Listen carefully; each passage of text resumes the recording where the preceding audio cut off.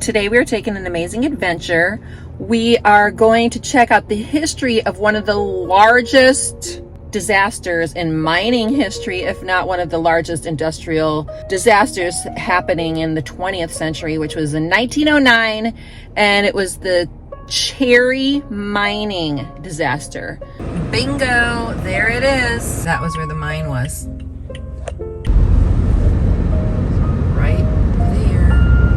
We're heading to the Cherry Mine Museum, and a woman named Deanne is going to greet me here. When we see the, from the country or from the fields, this big mound, it's kind of what they had pulled out of the mine, right? So are we looking at that? Like that's the original red rock that was... So the one that has grass everywhere and it's a big mound, it's probably the residue. That's how they got rid of that stuff, because they didn't, they were trying to put the tracks in. So there was a big overhang, and what's this here? That's the entrance of the mine? Back there where that little building is? Yeah. That's where the coal, when they brought it up, the coal came out here, see, in the cars, and then there was, not the coal, this stuff. And they dumped it. So this was what was above ground, right? All of this was above ground. Is this in the Cherry Cemetery? See, the house is right on the I'm gonna go see these today. I am in Cherry, Illinois, and in 1909, right over here, this is the sort of dump pile for this mine. Over 200 people in that mine back there, and there was a major fire that broke out. It was one of the most modern mines that they had around here, because they discovered, this company called St. Paul Mining discovered that in the Illinois ground there was what they called black gold, which was this incredible coal that was very, very valuable. So in 1904, this town, Cherry, was founded because of this mine.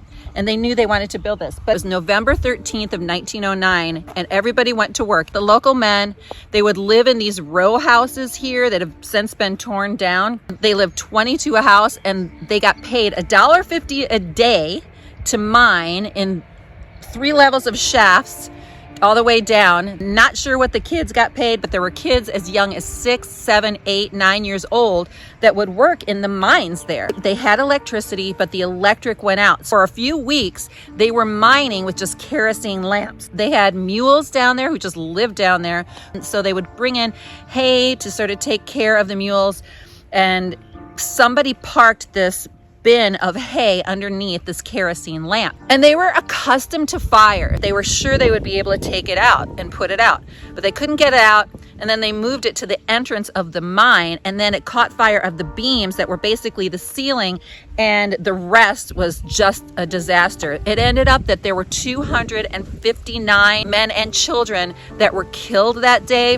2 to 3 miners that are still unaccounted for. They ended up having to close part of the mine because the fire was out of control, and these guys ended up going in the back and hiding themselves behind a man-made wall that they made. They call them the 8-day men. Rescuers did not know if they were even still alive. All of the wives and the kids and the whole community hung out here, and they brought the bodies into this field. In fact, they had to make this huge tent for all of the bodies. Most people died. The widows had to identify their husbands by the watches that they had in their pockets because they were unidentifiable. And then there were all these kids who didn't have parents. In the end, these women lost their husbands, lost their homes, because the company, St. Paul's Mining, kicked them out of these houses because they couldn't afford it.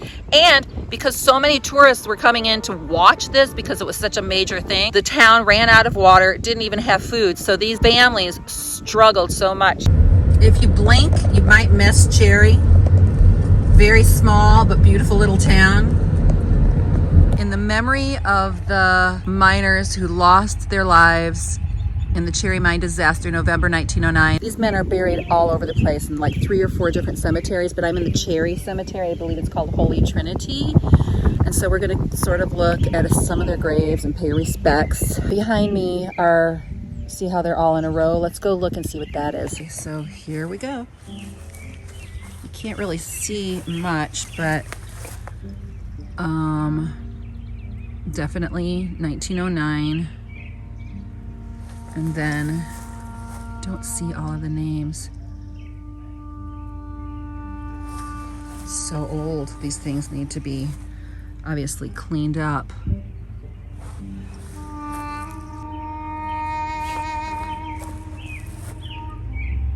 Can't really read much of what's on here. Let's go over here and see if we can get this part out. Unless this is just a whole family. Okay, so yeah. November 13th. Don't see the full name. Something Lipton. John Saljulka died in the Cherry Mine disaster, November 1909. Matthew, look at how sweet his grave is. Matthew Underko died in the Cherry Mine disaster. John Mazzotti. Joseph Sabula.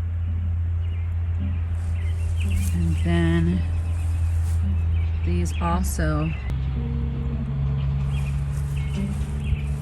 Andrew Luca. Look, still a sweet flower for him.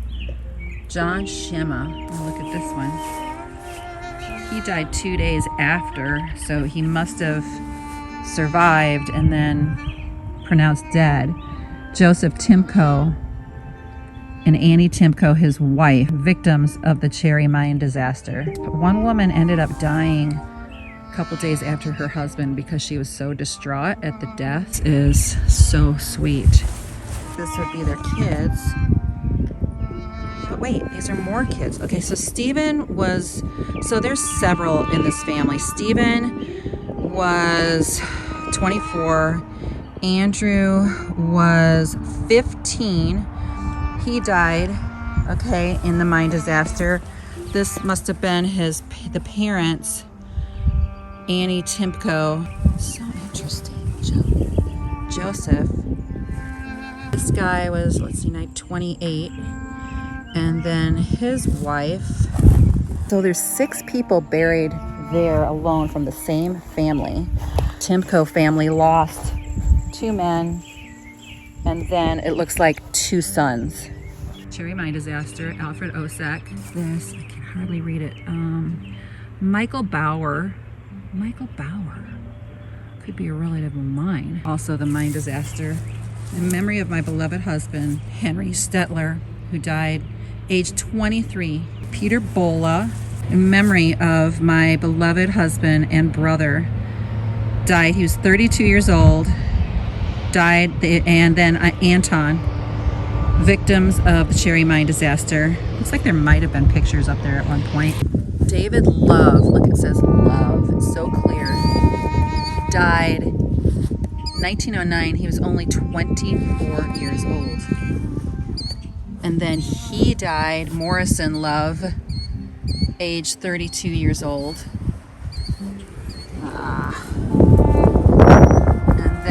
Sorry, James Love died, I think it says 23, 26. So 3 people in the same family, the Love family. God bless them. Other one, Sidney William Brain. In loving memory of Oliver Brain. This was 115 years ago, 259 men dead, 2 to 3 are missing, but this is what made this town famous. Number 1, the rich mines, and number 2, the disaster that changed how mining is done and the safety for children working, and very sad, but also enlightening.